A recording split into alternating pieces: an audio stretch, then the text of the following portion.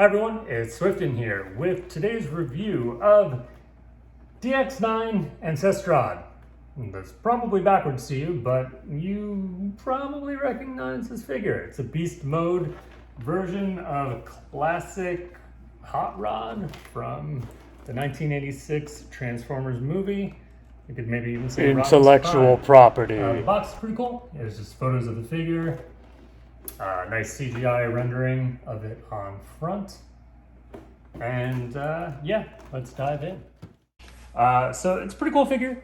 I have definitely some issues with it. As you see here, it doesn't really seem particularly well built. If you look here on this side, this piece of the animal head, which I guess is some sort of like jaguar's cat or something, paint job is pretty funky, but the biggest problem actually is if you look here, this piece is not the same as on this side. This ball joint here on the shoulder is pretty floppy, but otherwise it's a pretty sturdy figure. The face, I love it.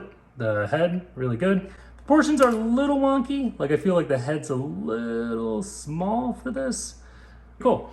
It has these gold details here and on the arm, so leg, arm, not really anywhere else. You'll see also has some transparent plastic pieces, this classic sort of, the wing shape here in the back.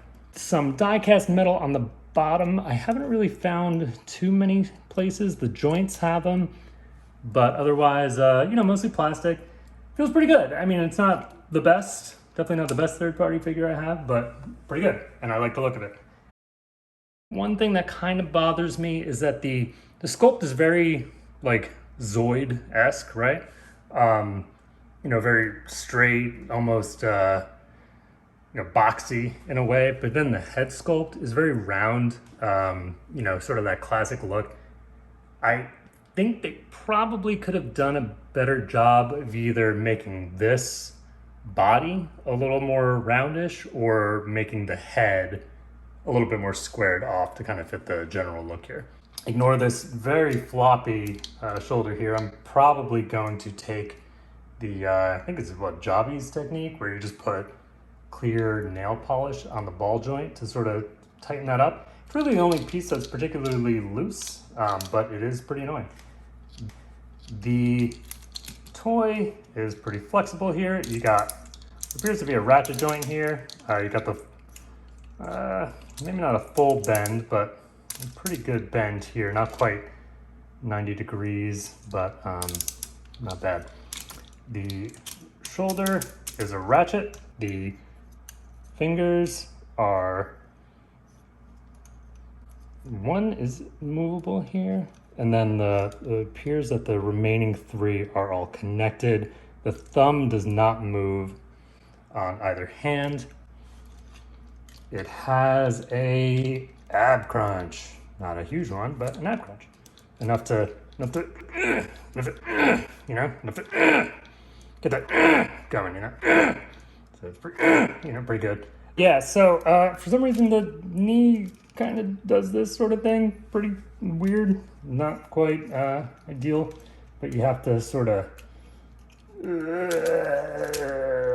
I don't know. You got to get this knee in there somehow. It's like hip replacement, knee replacement surgery. Get that leg going. It's like high school gym class. Look at that. Oh, wow. Damn.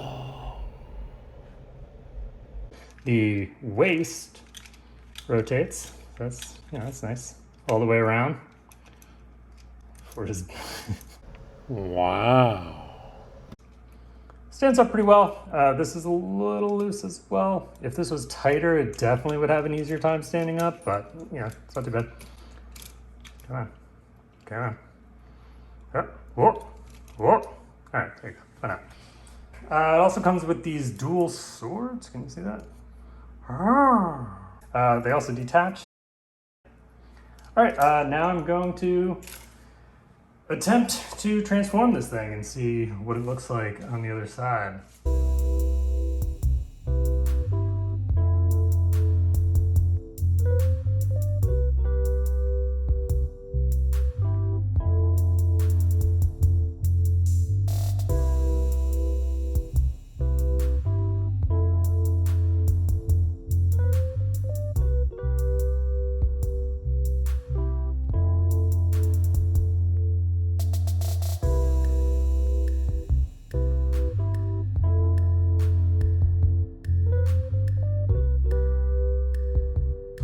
pretty dumb. All right, let's keep going here. Let's see what we got.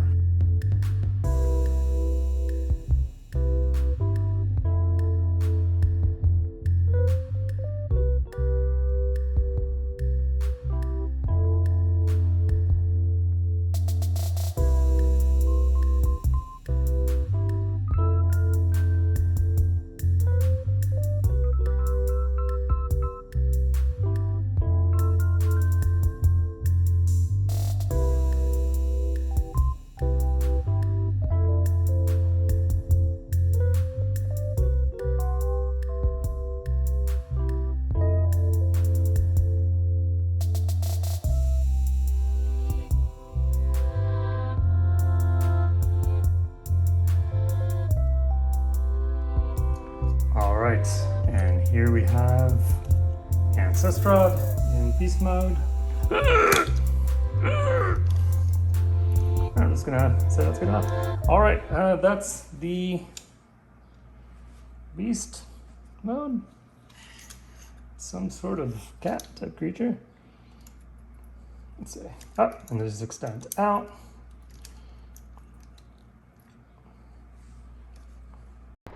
Kinda looks like shit. It's not my favorite. It, to some degree, sort of just looks like the robot mode on its feet, but you know, it's not bad. Would I recommend this? If you like the character it's based on, then yes, I would. It's pretty cool looking. It's definitely like a color scheme that I enjoy. I think the figure is cool. Honestly, really, it's just kind of a matter of some quality issues here. It just doesn't seem the best I've seen. It's kind of floppy. Really, the robot mode does most of the work, I'd say. But it's good. It's cool. Okay, so final thoughts. You know, again, cool, under 200, little floppy, needs some work. You know, the design is really nice. It's conceptually really nice, let's say. It's not super well put together. Really, the robot mode is what sings here. Otherwise, it kind of looks like, you know, Liger Zero a bit. You know, kind of just a cat laying down. Kind of looks like, if you're thinking of the Kang Toys figures, looks like a not so great version of those. I like the figure though. I think it's cool. It's, you know, maybe not quite worth 200, 150, but if you saw this, say, somewhere for like 110, I'd recommend it. You know, to sort of especially sell the Zoid thing. It's got a cockpit, nothing goes in there, nothing fits, but hey, not the first time we've seen that on a figure. The gold accents, pretty cool.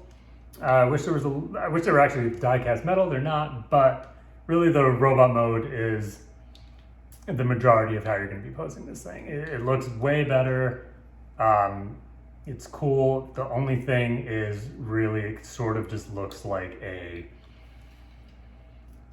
took a different figure from a different line and put Hot Rod's head on it. So it works, but not great. If I were to rate it, I would probably say 6.5 out of 10. It was my Father's Day gift from my wife. And even if I wasn't saying that, I still would like it. I definitely like it. It was on the top of my list, and it is going along with the, there's an Optimus Primal that's very robotic looking. Forget the name of it. If I remember it, maybe I'll plop the name right here. Plop. All right, so that was Swiften review. Tune in next time.